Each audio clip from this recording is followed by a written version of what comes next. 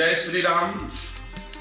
मनुष्य को सुखद जीवन जीने के लिए क्या करना चाहिए, यह बहुत ही महत्वपूर्ण विषय है और आज मैं सभी देशवासियों को इस विषय को बहुत संक्षेप में रखना चाहता हूं। मतलब क्या है, जब व्यक्ति को कुछ अच्छा करने का भाव होता है, कुछ परमार्थ करने का भाव होता है, दूसरे को सुखी करने का भाव होता है, दूसरे को सम्मान देने का भाव होता है, तो उससे क्या होता है, एक आत्म संतोष प्राप्त होता है। और साथ ही साथ में जो हमारी उपासना पद्धति है, उपासना पद्धति का मतलब यह है कि हम अपने जो हमारा अध्यात्म है, जो हमारी पूंजी है, हम जो भी समय मेडिटेशन ध्यान करें। आज तमाम लोग डिप्रेशन में जा रहे हैं, परेशानियां हैं, और उसके लिए तो डॉक्टर भी बताते हैं कि थोड़ा सा प्राणायाम कर लीजिए, थोड़ा ध्यान करिए तो उससे अच्छा होगा।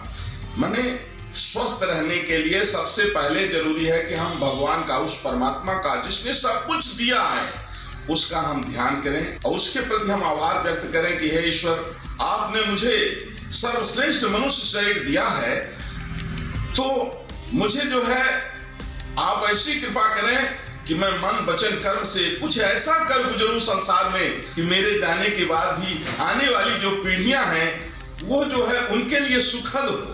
जैसे दूसरे ने पेड़ लगाया तो हम खा रहे हैं, तो कुछ ऐसा हम कर चले समाज में जो आने वाले लोगों के लिए भी सुखप्रद हो। इस तरह के भाव रखना। जब व्यक्ति दूसरे को सम्मान देने का भाव रखता है, दूसरे को सुखी रखने का भाव रखता है, परमार्थ का भाव रखता है, तो ईश्वर की कृपा से उसका जीवन सुखमय हो जाता है।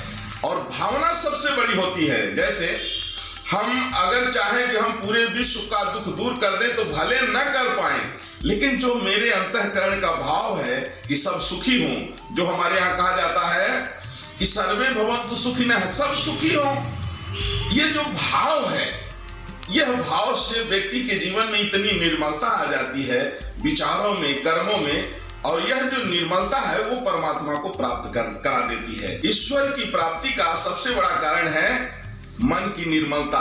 और मन निर्मल तब होता है जब हम दूसरे के प्रति अच्छा विचार रखें, दूसरे के सम्मान देने का भाव रखें, दूसरे को हम दूसरे की सेवा करने का भाव रखें, तो उससे क्या है, मन निर्मल होता है। और निर्मल मन जन सो मन पावा। जब मन निर्मल होता है तो ईश्वर की प्राप्ति होती है।